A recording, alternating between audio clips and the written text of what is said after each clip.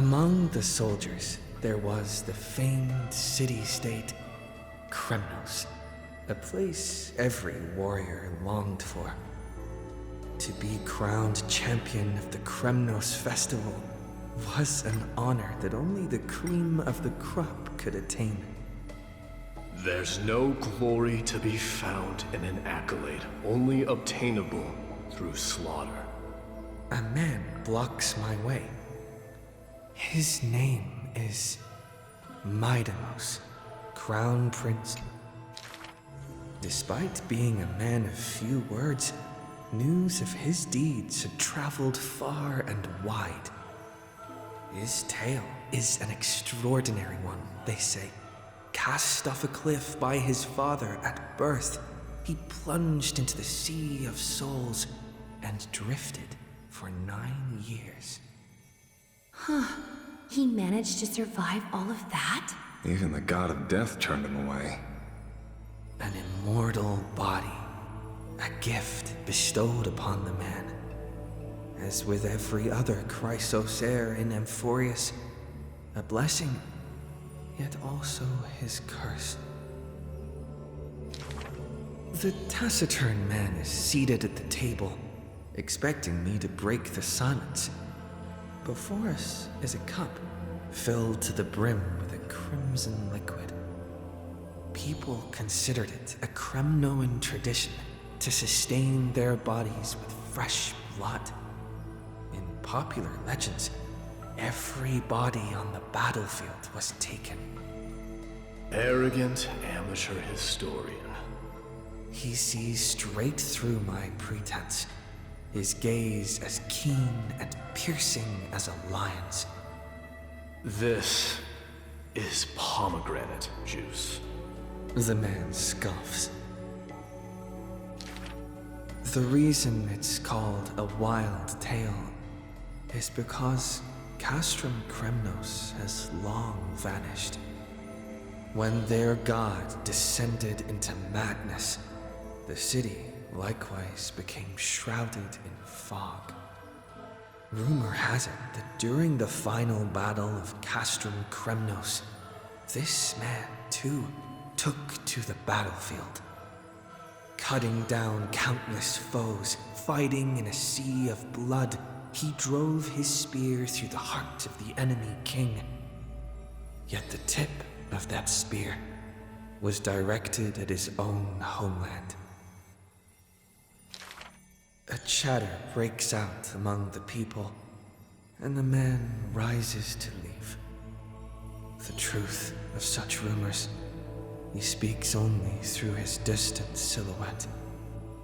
A silhouette of a body that has withstood endless trials and faced death innumerable times, but bore not a single mark.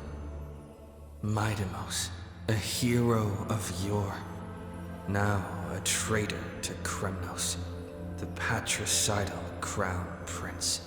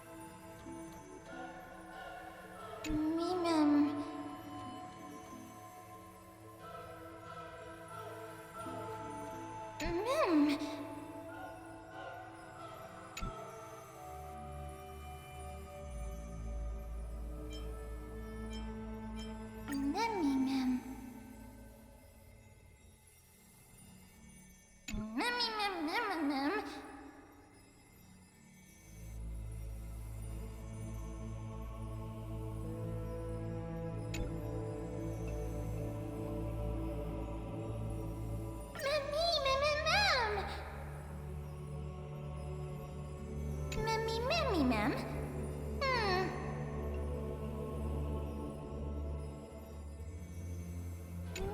Mim.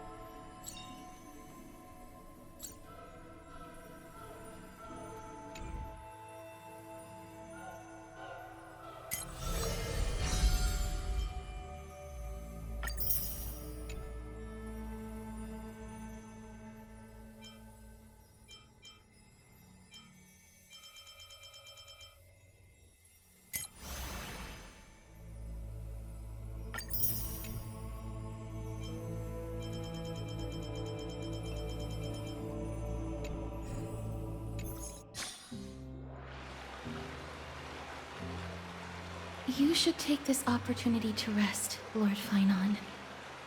The Core Flame ritual is tomorrow. Today, tomorrow, what difference does it make? It's always morning in Akima under Kethley's protection. So long as the light continues to shine this brightly, I won't be getting any sleep.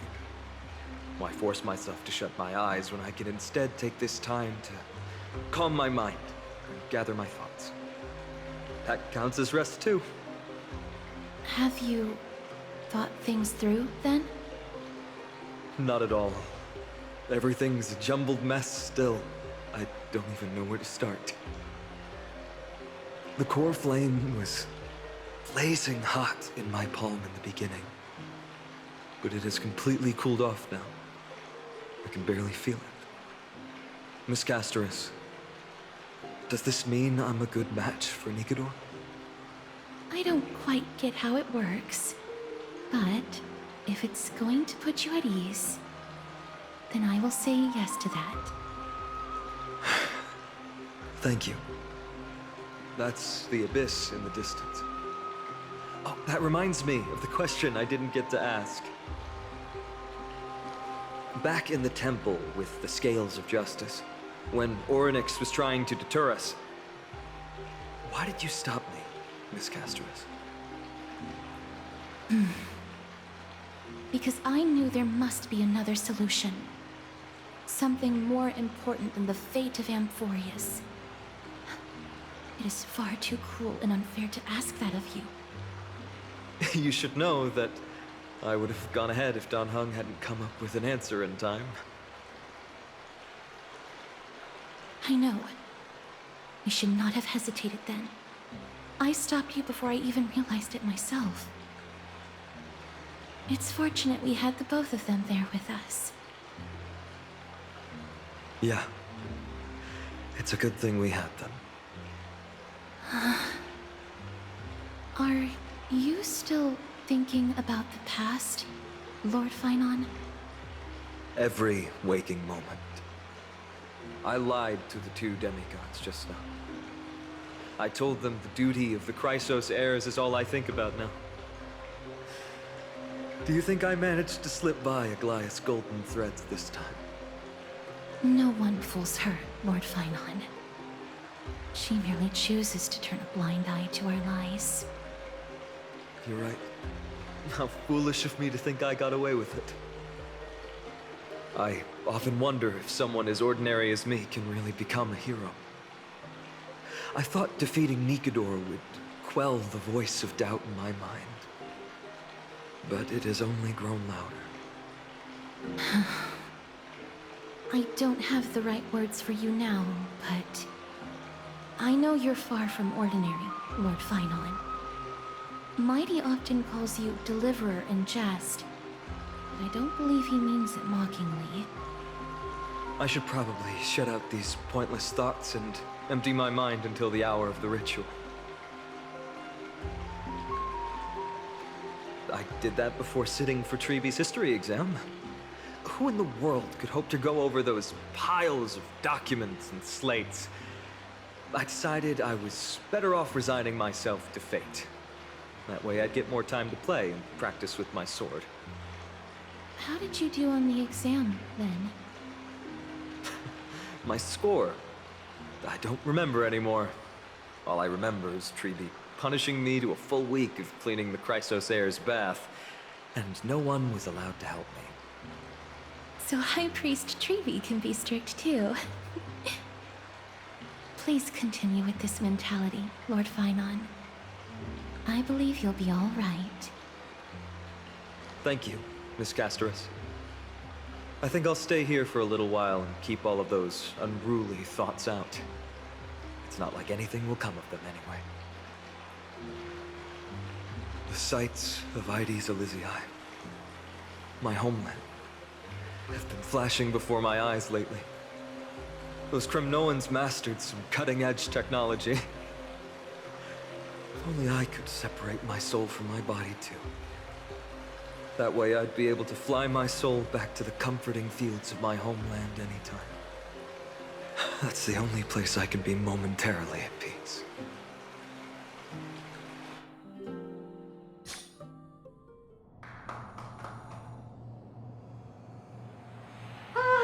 An utterly adventure. Feel free to replace blank with whatever description you see fit. I bet you're as curious as I am. So, what's going to happen next?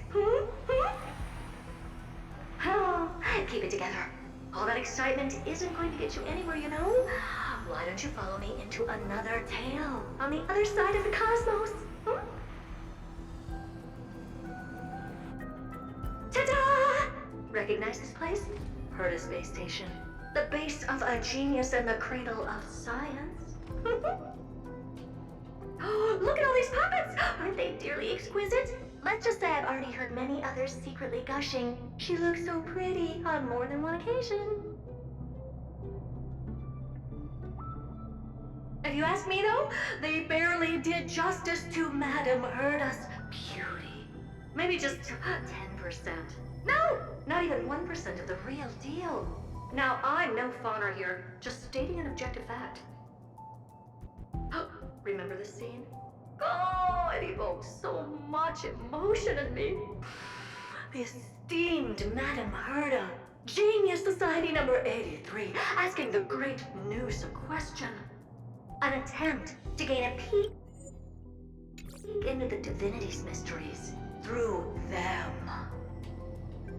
Alright, so continuing from where we left off last time, this is where everything would begin for the genius smart enough to rewrite the history of the entire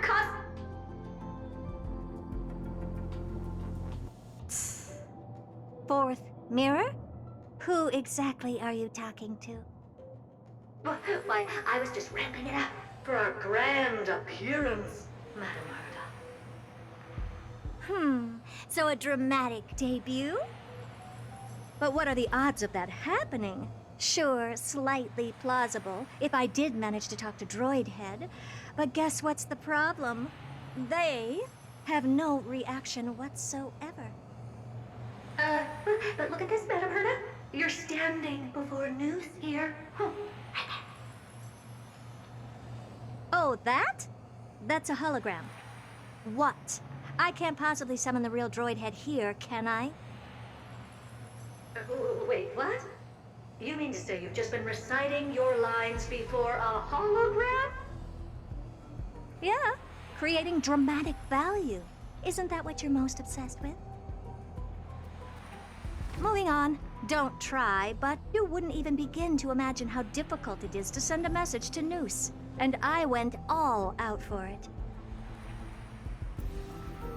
Powering the audience system alone required me to reconfigure the energy supply of the entire space station.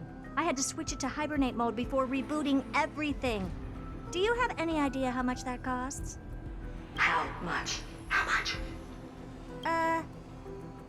I'm not in charge of finance. Go pose that to Asta instead. So, you don't know either. Oh. I am Herda herself, the emanator of erudition, and a true blue genius. Why would I be holding the purse strings? That menial task is beneath me. You're absolutely right, Madam Herda. The IPC should really be providing a genius like you with all that you require, so you can freely dive into any research that tickles your fancy. With that said, Herda herself, emanator of erudition and true blue genius. What do you plan to do now? What else can I do? Identify what's malfunctioning within the audience system and fix it, of course. Don't take offense to my candid words, Madam Herda. You may be proficient in many aspects, but is hands-on work really one of your strong suits? I humbly suggest for you to contact Steven instead. Contact him and expose how I shelled out a bomb to send a message to Droidhead, only to screw up everything else? All right. I get it. Good that you do. There. That's the audience systems terminal. Come, walk with me.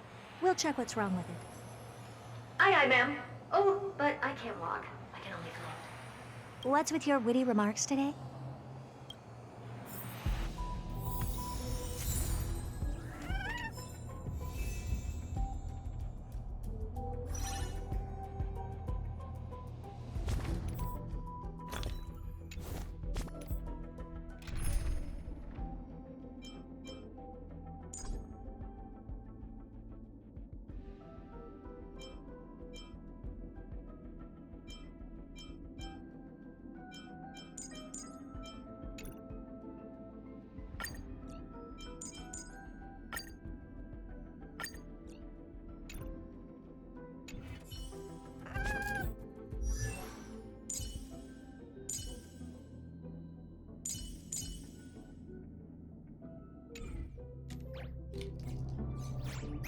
Take a look. This is pure genius in action.